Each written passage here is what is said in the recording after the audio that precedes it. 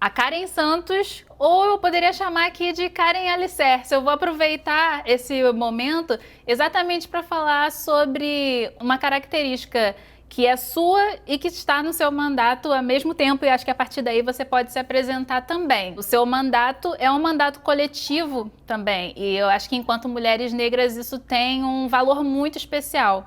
Então conta pra gente quem é Karen Santos, quem é Karen Alicerce e por que essa coletividade faz parte da sua vida. Então, primeiro, obrigada, Nath, por ter dado essa oportunidade da gente falar um pouco mais sobre o nosso mandato. Sou a Karen, eu sou professora da rede estadual, sou professora de educação física. O coletivo Alicerce, ele surge dessa motivação nossa a partir de 2013, as jornadas de junho, a luta contra o aumento da passagem, de uma necessidade da gente conversar com o nosso povo sobre política, para além do movimento estudantil ou do movimento sindical.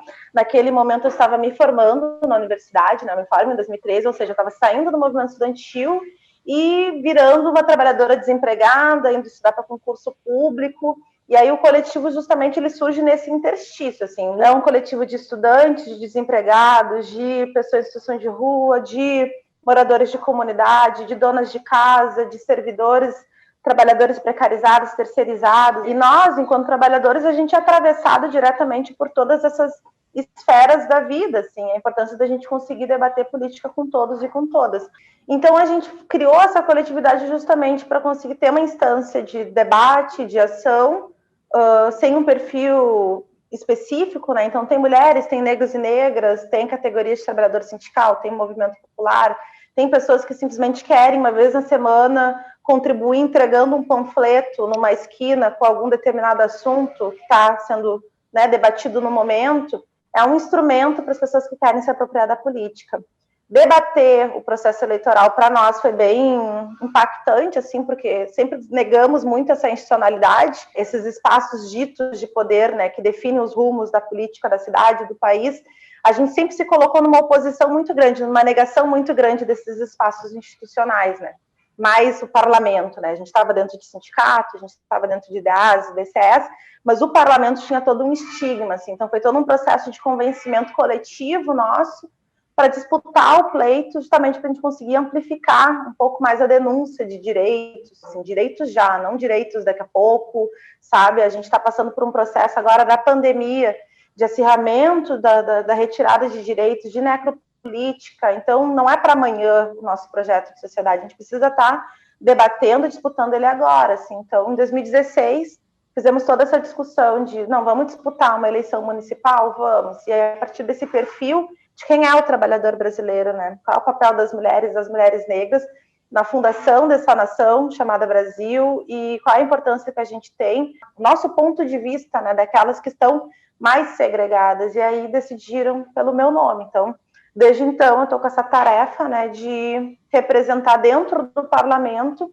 essa discussão, esse debate que a gente vem acumulando aí em relação aos problemas que o nosso povo está enfrentando. A gente fala então de um processo que levou alguns anos e é um tanto delicado, né? Tanto para você quanto para o coletivo e para a sociedade. Sair desse lugar de descrença, com total razão, né, da política, para agora você estar trabalhando nesse espaço enquanto uma representante das pessoas. Como você tem sentido esse contato com o público? Porque das ruas você nunca saiu, né, de fato, mas considerando que você teve, né, um número expressivo de votos, como tem sido esse relacionamento com as pessoas? Porque ultimamente a gente passou por uma série de eventos, né? Você falou da importância das jornadas de junho para você, e a gente tem até com a pandemia também um descontentamento das pessoas com a política. Como está sendo esse diálogo com as pessoas? A gente anda sempre no fio da navalha, sabe, Nath? Porque tem um setor da sociedade que tem um descrédito muito grande na política, né? Isso é uma política de uma classe dominante que quer que as pessoas não se importem, não se posicionem, não reflitam, e ao mesmo tempo tem um outro setor da sociedade que tem muita crença no parlamentarismo e na representatividade. Tem um setor da nossa classe que está muito convencido de que basta nós termos nossos representantes dentro de um parlamento que as coisas vão fluir e que agora a nossa tarefa aqui, enquanto eleitos, é fazer as mudanças pelas pessoas. Assim, isso, de um ponto de vista de mudanças estruturais, está extremamente equivocado, porque o parlamento justamente é um espaço de manutenção do poder, do status quo, das coisas como estão. Por mais que hoje a gente tenha 11 mulheres aqui na Câmara de Porto Alegre, por exemplo, a Câmara segue conservadora. É importante a gente olhar para um trabalho de base, para um trabalho de massa, ter esse diálogo constante com o nosso povo, e com esses setores mais apáticos da sociedade, é mostrar trabalho, é mostrar valor, é a partir da nossa ação e desconstituindo essa ideia atravessada que eles têm em relação à esquerda, né, que muitas vezes não é tão atravessada, mas enfim, mostrando que é possível a gente constituir um movimento diferente, um partido diferente, né, que realmente tenha compartilhamento de poder, de tarefas de todos e todas, que não exista aquela divisão do trabalho intelectual, do trabalho manual, aqueles que pensam, os intelectuais, e aqueles que estão lá carregando caixa, né? E dentro desse processo nos reeducar. Nosso principal aqui nesses 4 anos daqui para frente vai ser conseguir dialogar, né? A importância da luta, da auto-organização, do protagonismo, né? Que a mudança vem junto, a gente não vai resolver nada sozinho, ainda mais aqui por dentro. Vamos começar então a falar sobre os desafios do seu mandato. A gente ainda não entendeu muito bem não só o que uma vereadora faz, como o dia a dia desse trabalho, né? Eu tentei listar aqui os desafios e com certeza já sei que estou esquecendo de alguma coisa, porque você tem lá, fez aquele caderno de propostas com vários objetivos, várias questões relevantes e urgentes, e aí chega no seu dia a dia de trabalho. Tem a questão mesmo de legislar, de acompanhar o mandato e, ao mesmo tempo, de estar na rua acompanhando as pessoas, né, e trocando essa ideia. Como fazer para conciliar tudo isso? Que pautas prioritárias você escolheu para esse mandato? Vamos estabelecer, então, esse prazo, assim, 2021, quais são os planos? Então, se eu pudesse elencar 3 pontos, assim, desse ano, é o transporte, a fiscalização das terceirizações que prestam serviço do município e a regularização dos territórios negros da nossa cidade. Então, a gente quer dar sequência a uma função do vereador que para nós é primordial e que está secundarizada. Nós temos um compromisso em fiscalizar os contratos da prefeitura com as empresas terceirizadas e para nós, assim, a relação de trabalho e terceirização não dá mais, né? Não é só na higienização e limpeza e cozinha das escolas, é também na segurança. Recentemente também teve protesto dos trabalhadores que fazem o cadastro único da assistência social, também uma empresa que não fez o pagamento do 13º. Recentemente aqui também no estado, aí, uma empresa de vigilância que declarou falência e não pagou os funcionários. Então, para nós, terceirização é um problema que a gente vai ter que denunciar no marco de uma campanha, né? Por que não a terceirização, né? Pelo assédio moral, pelo assédio sexual, pela violação dos direitos trabalhistas, pela essa margem que dá para o município simplesmente lavar as mãos, né, e não fiscalizar a relação de trabalho, só fiscaliza o serviço prestado, e para nós isso é um problemão. E os ônibus da cidade, aqui Porto Alegre é uma das capitais que tem o ônibus mais caro do Brasil, é a cidade mais segregada racialmente, então a gente tem o povo pobre preto morando nas margens, não consegue acessar os equipamentos públicos de excelência que se localizam no centro da cidade. A passagem corresponde muito com essa segregação, porque as pessoas não conseguem circular para ir no médico, para buscar um lazer, para procurar um emprego. Para nós, a luta pelo transporte coletivo, público, de qualidade é chave, assim, é essencial. Tem a ver com a luta das mulheres, tem a ver com a luta dos negros e negras. Para nós também é um pouco disso, ir fazendo a discussão interseccional a partir da luta pelos direitos. Regularização fundiária. A capital aqui tem 8 quilômetros urbanos, é a capital do Brasil que tem mais quilômetros urbanos do Brasil. A gente quer gravar esses territórios como áreas especiais de interesse social e cultural, para garantir maior segurança jurídica frente à especulação imobiliária. Boa parte desses territórios estão em áreas nobres, resistiram a vários processos de remoções, justamente por esse pertencimento quilombola, e para nós é central, esse ano é ano de plano diretor, né? Então para nós é central discutir a cidade, também a partir desse ponto de vista dos territórios quilombolas, das casas de santo, dos terreiros, capital também que tem maior número de terreiros do Brasil. Então, dentro dessa discussão mais macro do plano diretor, da regularização fundiária, a gente também quer incidir a partir dessa experiência de luta concreta que a gente tem nos territórios negros aqui da cidade. E falando sobre os embates de dentro da Câmara, aí a gente entra em um fenômeno curioso desde já, né, da sua eleição, porque você foi a mais votada. Mas e a presidência da Câmara? Queria que você explicasse aqui, principalmente para quem não é de Porto Alegre, também para entender a dinâmica, né? Do que a gente está falando aqui.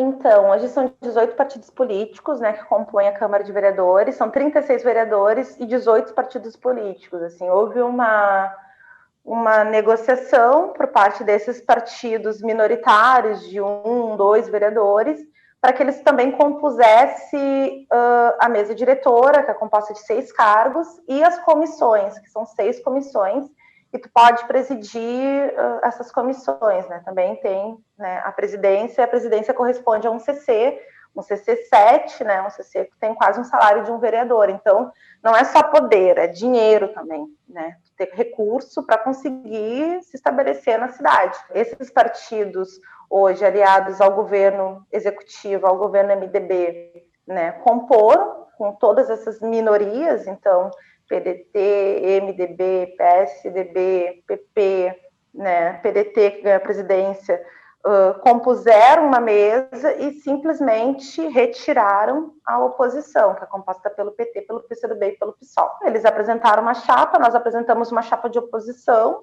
e perdemos todas as votações por 26-10. Presidência, vice, primeiro, segundo, terceiro secretário. Depois, na decisão das comissões, também não foi respeitada a proporcionalidade, né? Os partidos que têm maiores vereadores, maior quantidade de vereadores, têm prioridade na decisão. Então, os partidos hoje, as maiores bancadas da Câmara é o PSOL, é o PT e o PSDB. Ou seja, nós teríamos a prioridade de decidir em quais comissões nós gostaríamos de ficar. E isso também não foi acolhido. Cada um foi alocado a partir da estruturação. Eles já tinham um papel com aonde cada vereador gostaria de ficar, e aí, a partir disso, eles só realocaram os vereadores da oposição. Assim, eu permaneci na CUTAB porque eu bati pé mesmo, que eu não queria sair da CUTAB, porque de transporte e habitação tem tudo a ver com a luta que eu construo, mas vários vereadores da oposição foram alocados em comissões que não tinham relação nenhuma com o seu trabalho. Acho que para muita gente essa questão dos mandatos coletivos são uma novidade. Então, fala um pouco sobre como você compôs a sua equipe, as frentes de atuação, até mesmo para que esse trabalho possa ser feito com profundidade em diferentes áreas, né? A gente tem, então, um coletivo Alicerce, que tem uma dinâmica, o mandato é mais uma esfera desse trabalho coletivo. A gente, dentro do mandato, a gente está compondo GTs, grupos de trabalho, que não necessariamente são pessoas vinculadas ao coletivo, mas são técnicos, ativistas de determinados segmentos de movimentos sociais ou universidade, que possam vir a contribuir com o nosso mandato também. Então, a gente tem um GT, um grupo de trabalho sobre transporte, constituímos no início desse ano um grupo de trabalho também sobre o meio ambiente, mas vai muito da disposição das pessoas de construir. Então, ter agenda de reunião, ter fiscalização, ter elaboração conjunta, é um processo que o nosso mandato está se dispondo a se abrir também para compor, que essas entidades, esses movimentos compõem, junto a gente consiga elaborar não só a política pública, mas mutirão, abaixo-assinado, campanha de conscientização, coisas que a gente consegue fazer com a estrutura do mandato, não precisa necessariamente remeter ao poder público, né? O coletivo, ele tem diversas frentes, assim, mulheres, negros e negras, sindical, federal, estadual, municipal. Então, o mandato está muito conectado a esse movimento constante, assim, da busca de parceiros para pensar os problemas da cidade. Manter uma coesão em torno de uma política é um grande desafio, mas, ao mesmo tempo, é o que a gente tem que fazer, assim, sabe? Então, não tem uma receita, né? Vamos seguir por um caminho. A gente hoje está experimentando um pouco de tudo, assim, tendo disposição de construir, né, de panfletar, de fazer debate, de fazer mutirão, a gente está com disposição de fazer junto. A gente estava conversando aqui bastante sobre a construção do seu gabinete, as prioridades do seu mandato. Agora vamos voltar um pouco para Karen, a pessoa. Temos uma quantidade significativa de mulheres negras que foram eleitas enquanto vereadoras agora, né, para esse mandato. E a gente está aqui, né, comemorando e pensando diferentes modelos para as cidades e tal, mas são mulheres eleitas que estão sofrendo uma série de ameaças. E aí os grupos que fazem essas ameaças não são todos uma coisa só. A gente sabe que tem uma ala conservadora, tem pessoas alinhadas ao bolsonarismo, mas não dá para criar, né, um modelo ideal de quem são essas pessoas. São muitos, vamos dizer assim, inimigos diferentes, antagonistas diferentes no meio dessa história toda.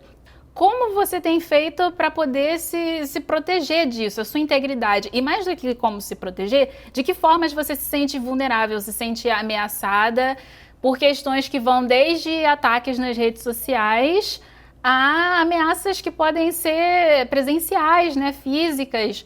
Como tem sido tudo isso? Assim, não só para você, mas você pode falar sobre mulheres negras eleitas de modo geral, porque provavelmente vocês estão trocando ideia, né? Aqui na região sul, a gente acompanhou o caso da vereadora do Paraná, Curitiba, que ela passou por uma situação bem complicada de assédio, de violência psicológica nas redes sociais e fez todos os encaminhamentos. Mas aqui em Porto Alegre, no Rio Grande do Sul, eu pesquisei aqui dentro das nossas parlamentares, até as meninas que foram eleitas junto comigo, a Day, a Laura e a Bruna, a gente até agora, para além daqueles robôs, né, que atacam os nossos perfis na internet e às vezes algumas lives, nada que tenha remetido diretamente à nossa vida, à nossa segurança. Assim. Eu não me sinto insegura, né, para circular na cidade, continuo circulando a pé, continuo circulando de ônibus. Para além da pandemia, não abrir mão da minha rotina, né, na cidade. Com certeza a gente está incomodando o poder econômico, o poder político da cidade, principalmente depois do assassinato da Marielle, a repercussão que teve, a campanha, né, em torno de quem mandou matar. Eu acho que determinados segmentos aí da nossa burguesia entendeu o que significou aquele assassinato político e não está disposto a cometer isso novamente, no sentido da repercussão que deu para a pauta, né?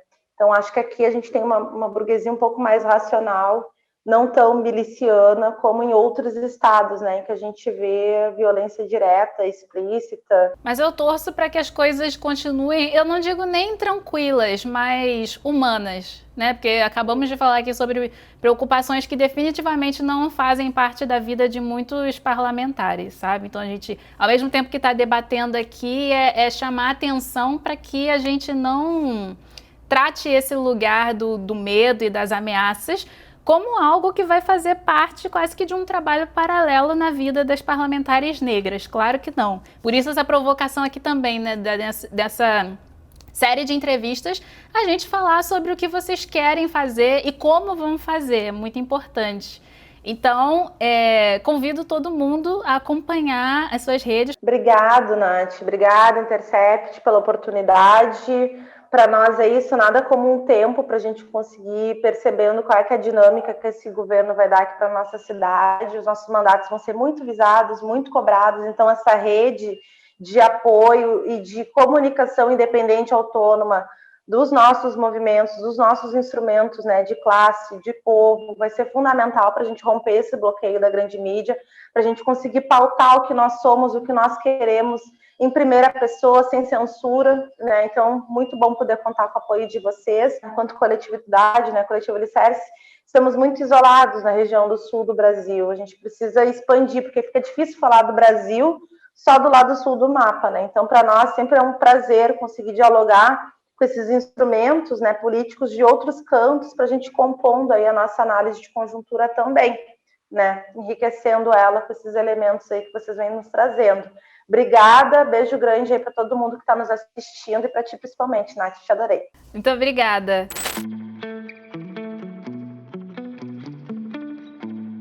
Nessa série de entrevistas com algumas das vereadoras negras mais votadas em 2020, o Intercept abre espaço para ecoar a voz, as ideias e as denúncias de pessoas que são sistematicamente silenciadas na mídia tradicional e na sociedade.